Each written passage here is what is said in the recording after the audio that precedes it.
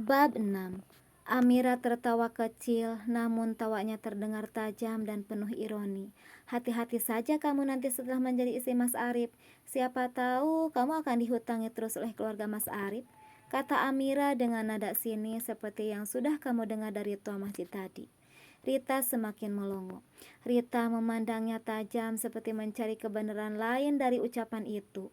Namun sebelum ia sempat berkata lagi, Amira membalikkan badan, kakinya melangkah pasti menuruni teras rumah Sri yang mulai terletak di ujung tangga. Amira, tunggu, panggil Rita. Tapi Amira tak menoleh. Tangannya gemetar saat membuka pintu mobil Arif. Namun ia berhasil duduk dan menutupnya dengan satu hentakan tegas. Kunci diputar, mesin meraung. Dalam sekali teriakan napas, mobil itu melaju keluar dari halaman. Di kanan kiri jalan, suara takbir masih bergema, anak-anak berlarian membawa beduk kecil, tertawa lepas tanpa beban. Amira menatap lurus ke depan, tangannya menggenggam erat setir tapi matanya berkaca-kaca. Jangan di sini, bisiknya pada dirinya sendiri.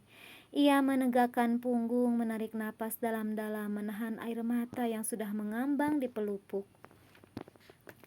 Satu kali ia menguap, lalu sekali lagi kepalanya terasa berat. Lelah menumpuk tanpa ampun.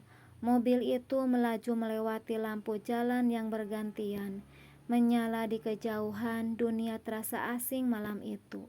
Amira menepikan mobil di bahu jalan. Mesin dimatikan, ia mendongak menatap langit yang pekat. Bertabur bintang namun rasanya kosong. Aku ingin sekali tidur di hotel, gumamnya pelan. Suaranya nyaris bergetar. Tapi aku lagi gak megang uang banyak. Ia memejamkan mata sejenak, bayangan ibunya yang terbaring di ICU menyelinap dalam pikirannya. Apalagi ibu masih di rumah sakit sendirian. Lanjutnya dengan napas berat. Apa yang harus kulakukan? Tangannya mengusap wajah, ia meraih ponsel, membuka kontak dan menatap satu nama yang menyelamatkannya malam ini. Ana. Telepon tersambung setelah beberapa dering. Halo, suara Ana terdengar di ujung sana. Amira menelan ludah. Ana, ini aku Amira. Maaf mengganggu malam. Apa ada yang bisa ku bantu lagi, Mir? Kamu jadi ke rumah mertuamu kan? Iya, jawab Amila lirih. Kalau kamu gak kasih tahu aku soal rencana pernikahan mereka, aku gak tahu apa yang terjadi malam ini. Aku sudah lega karena sudah mempermalukan keluarga Mas Arif. Ana terdiam di seberang, hanya ada suara tarikan napasnya. Tapi aku gak nyesel, lanjut Amira. Suaranya mengeras. Aku malah lega, semua topeng mereka akhirnya lepas. Ana menarik napas panjang. Aku gak tega lihat kamu dibohongi terus. Ada jeda yang membuat Amira bimbang.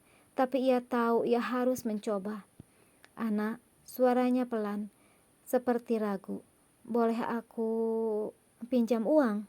Ana terdengar kaget. Berapa? 1 juta saja, ucap Amira. Suaranya semakin pelan. Aku gak punya tempat tidur malam ini. Mau pulang ke rumah, aku takut tertidur saat menyetir. Di seberang, Ana menghela napas. Maaf banget, Mir. Uangku cuma tinggal buat makan dan bensin beberapa hari ke depan. Habis buat beli kebutuhan lebaran. Amira menggigit bibir, menahan kecewa.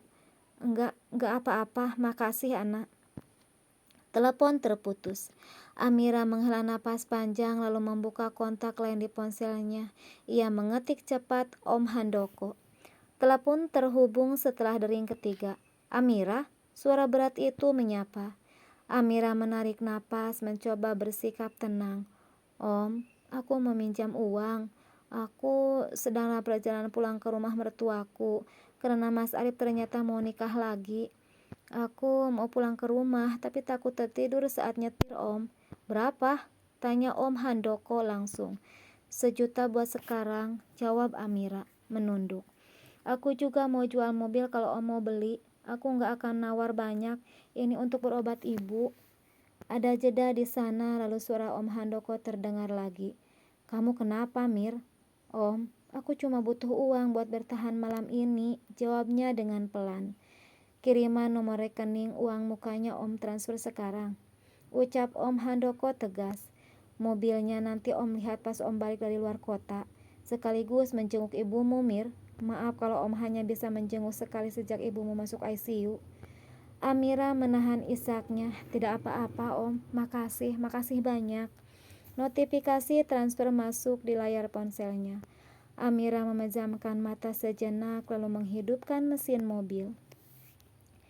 Ia melaju menuju hotel bintang 5 di pusat kota, membayar kamar dengan sisa energi yang ada. Malam itu ia rebahkan tubuhnya di kasur empuk, membiarkan kelelahan mengendap bersama suara AC yang mengisi keheningan kamar. Pagi harinya, Amira berdiri depan cermin kamar hotel, wajahnya terlihat lebih segar. Meski kantung mata masih kentara, ia menarik napas dalam-dalam, lalu bersiap untuk pulang. Baru saja Amira masuk ke dalam mobil, ponselnya bergetar. Ia menatap layar, nama Arif muncul, diikuti Sri, lalu kedua mantan iparnya. Dengan satu ketukan, Amira memblokir semuanya dalam WhatsApp.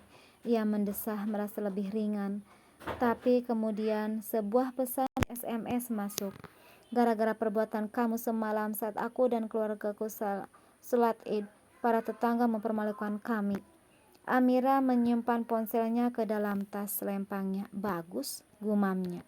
Itu baru awal, nanti kalian akan mengalami rasa sakit yang jauh lebih berat daripada yang kurasakan sekarang, ujar Amira seraya menghidupkan mesin mobilnya.